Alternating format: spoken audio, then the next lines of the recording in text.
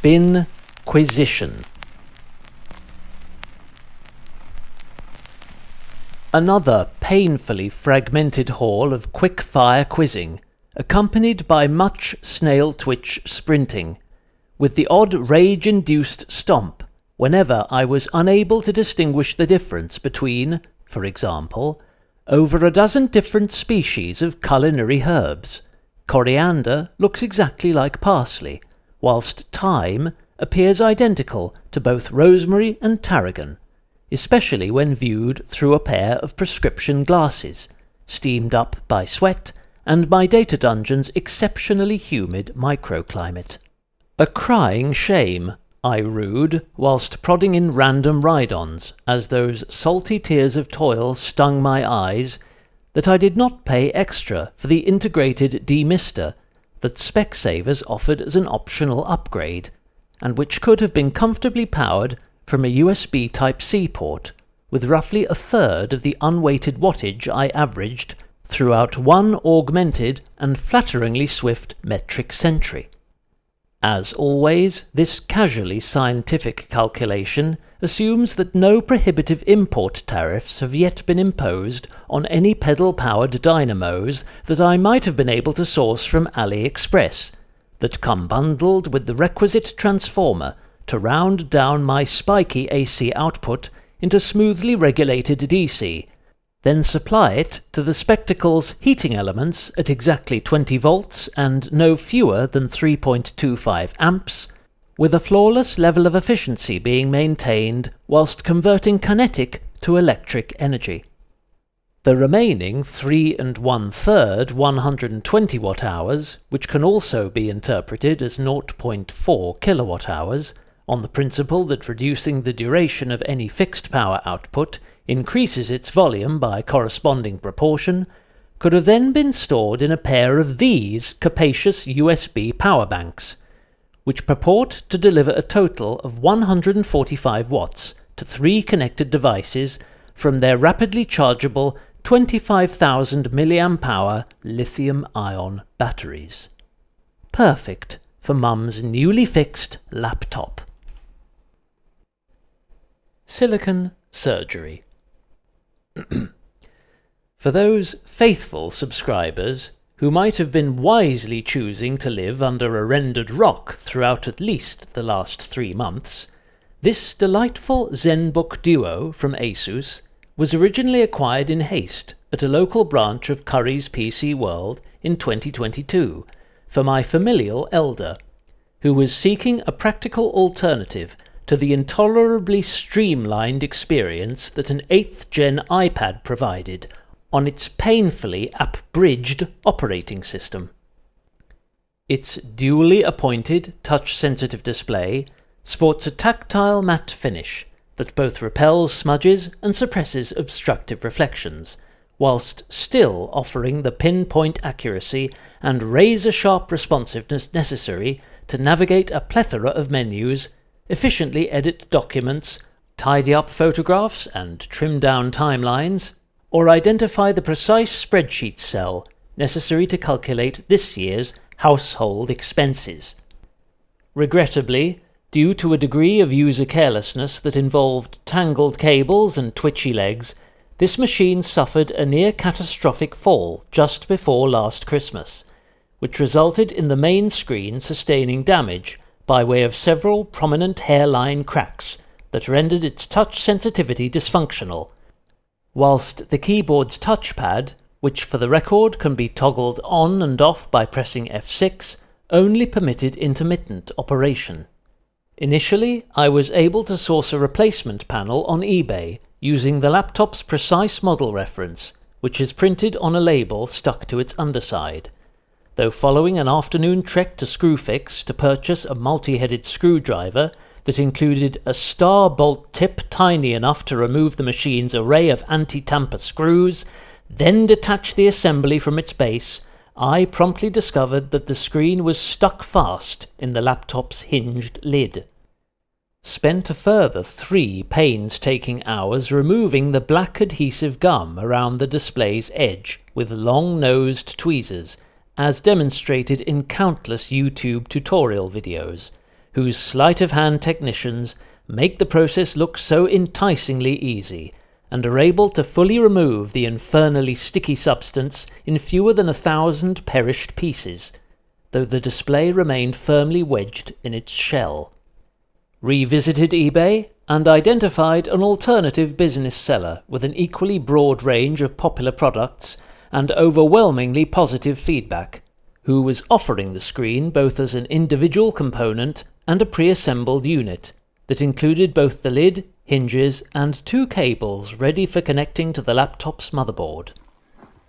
The ZenBook's auxiliary display is its defining feature and functions like an augmented touch bar, providing additional desktop space to dock applications when multitasking or working with GUIs that provide flexible layout options. This panel survived the impactful drop wholly undamaged, making the repair far simpler to carry out.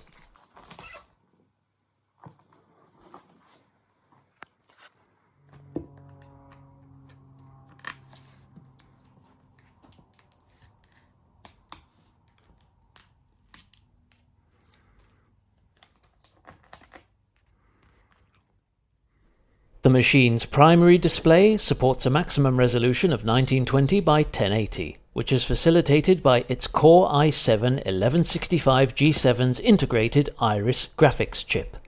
This 11th generation CPU is based on Intel's Tiger Lake design, which was conceived exclusively for the mobile market and incorporates the company's Willow Cove core architecture.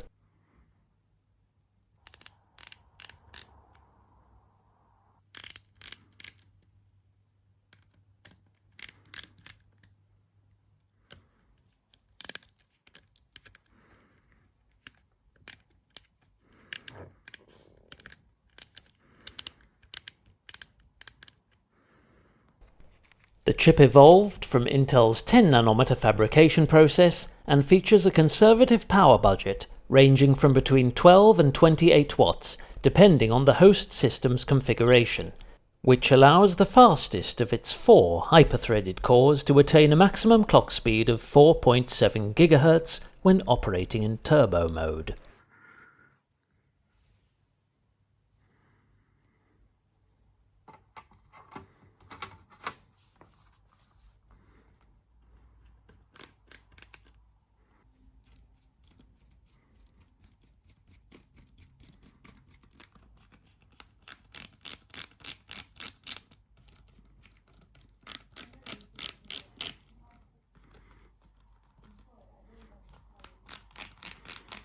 Thank you for your patience.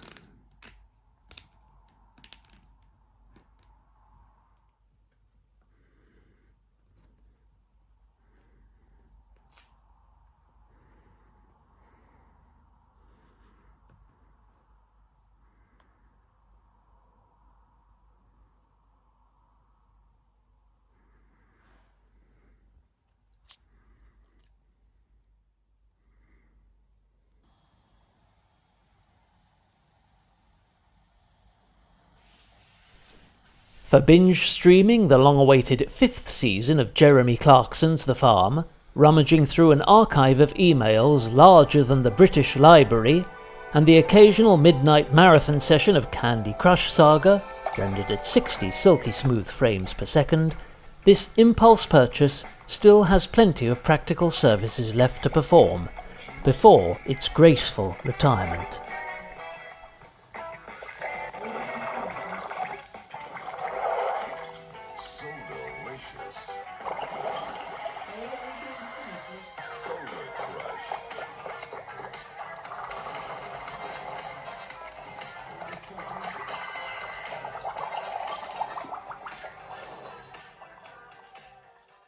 And then, following an extended interval of predominantly passive recuperation upon a spring-loaded mattress, during which Coach Sandman sent me a dream that involved my iPhone being fatally crushed beneath a falling wheelie bin, the first spinning forecast of 2026, interpreted for you by West Harbour Way's mobile meteorological office, with occasional contributions from St Beaufort's pole-bound weathervanes, whose charitable foundation is still soliciting donations to raise awareness of the systemic elemental abuse upon these defenceless patriots. Ferry Road, bearing inland, after rides opening mile. Heavenly observations. Too dark for Earth's lunar muse to parade her silver charm, and all ground-bound entities to see the cosmos for a forest of clouds. Blustery barrages from a beastly northeasterly impeding lateral stability, and making our climate prophets declared 7 degrees feel well above the mortal mark. Motivation, sinking slowly. Higher Shoreham Road, rolling into turbulent onslaughts. 5 thermally compromised minutes later. Makeshift touch-screen gloves working minor miracles for on-the-fly photographs.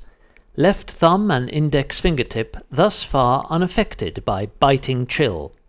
Speed along Kingston Broadway climbing to a shade above that of a long-haul trucker, nearing the end of his gruelling night shift and paying marginally less than militant attention to our vicinity's impractically low velocity limits.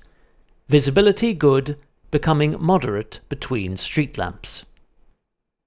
Trafalgar Street, heading south, and approaching outing's halfway point. Dirty looks from disgruntled road furniture, most notably traffic cones and diversion signs, despite my endeavours to abide by their directives and give way to one oncoming crisp packet. Bottle of sustainably carbonated strength potion and bone-dry roasted legumes successfully hand-foraged at Portslade Newtown's ever-serving sustenance station, for an average metric and monetary penalty of £2 per item. Autobahn 259, homeward bound, with wind back in tight-fitting sails. Received brief tow from a giant Dunelm lorry, hurtling past Southwick's corrugated fortresses, en route to dump its king-sized consignment of discounted household furniture, breathable bed linens, kitchen and dining ware not available from Habitat, and enough lamps to light every cosy lounge in Shoreham on this bleak late winter's dawn.